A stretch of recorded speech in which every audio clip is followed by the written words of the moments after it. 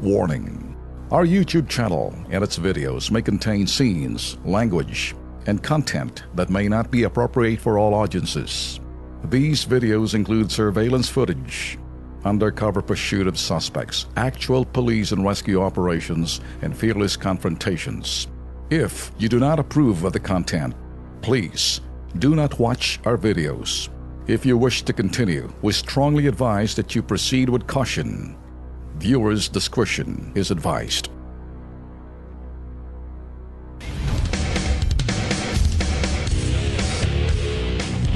Mula sa utang, ito naman, application form for NBI clearance na dapat ay libre, ibinibenta raw ng mga kengkoy, kumag at kulokoy. Diyan sa NBI Satellite Office sa Laguna. Tingnan nyo to, hulog sa bitag to. Panoorin.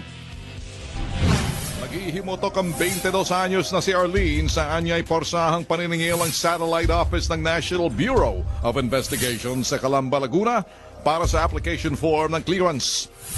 Wala raw magawa mga tao rito kundi sumunod sa mistulang pambubukol sa kanila. Sa pagkuha po ng NBI, yung sa application form, pinagbabayad muna kami ng 20 pesos. Sa dati kong pinag-renewyhan, libre lang ibinibigay yung form. Nakakatuwa nga sana dahil nagkaroon na po ng satellite office dito sa Calamba. Para kumpirmahin ang sumbong, pinasadahan ng Bitag T3 ng naturang ahensya sa Laguna. Positibo.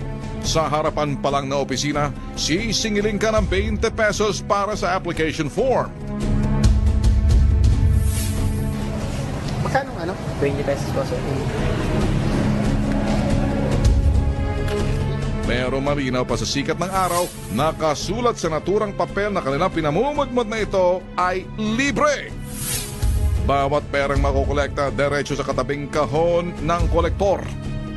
Ang bawat transaksyon wala namang resibo. May resibo nito. Tsaka lang po kayo bibigyan ng resibo. Sa karatulong ito ng NBI, nakasaad na hanggang 500 transaksyon ang kaya nilang gawin sa isang araw. Entonces, sa bawat transaksyon, ay maniningil sila ng 20 pesos para sa application form, aabot sa halagang 10,000 piso sa isang araw ang kanilang makokolekta. Form ng corruption na siya. Lahat na lang ba? Kailangan po bang pagkakwartahan, di ba? Lalo na kami, simpleng mamamayan lang kami na talagang kailangan lang namin kumuha na itong NBI para lang sa trabaho namin. Mga bossing, mga chief dyan sa NBI Satellite Office Laguna, baka hindi nyo alam ang pambubukol sa inyo ng mga kumag at kolokoy dyan sa application form ng clearance. Halingat kayo magpaliwanag bago ko ikasam Bitag T3 Latigo. Kahit na papano, nakakatulong kami sa inyo sa pagbibigay linaw kung gusto nyo. Ngayon kung ayaw nyo, abay problema yan.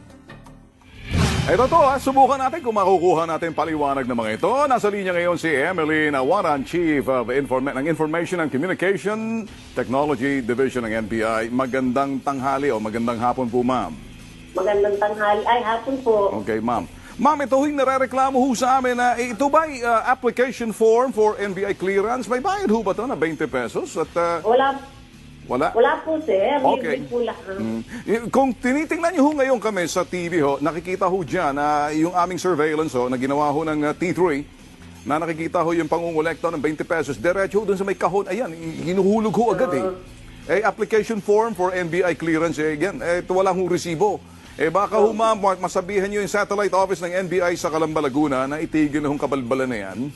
Nang sa gayon, hindi na ho, alam ko naman ho, baka hindi nyo alam. Kaya lang, hindi ko, mukhang bata. Komento ko kay ma'am. Ma'am, dyan po sa may tabi ng Kamkrame, marami po nagtitinda ng helmet dyan. Ha? Para hindi mabuko. Para hindi mabukulan. Mag-helmet si ma'am. Mukhang matagal na kinabubukulan, ma'am. Hindi alam ni ma'am. Ma'am, thank you for good sport. Pero sinasabi na ho namin sa inyo, baka maayos nyo agad, ano? Seriously speaking. Thank you po sa informasyon, sir. Okay, walang amo naman, ma'am. Pero gusto ho namin makita, Tul Rafi, Tul Erwin, na matigil na hong kabalbala na yan at tanggalin na ho yung kahon na yan. At saka yung kumag at kengkoy na nakaupo doon, ang ngungulekta, paalisin nyo na ho. Ha? Opo, Diretso nun sa opo. counter na libre ho yan, ha? With that, ma'am, maraming salamat po, Chief ng ICID ng NBI, Emeline Awanan. Thank you so much. Opo. Salamat din po.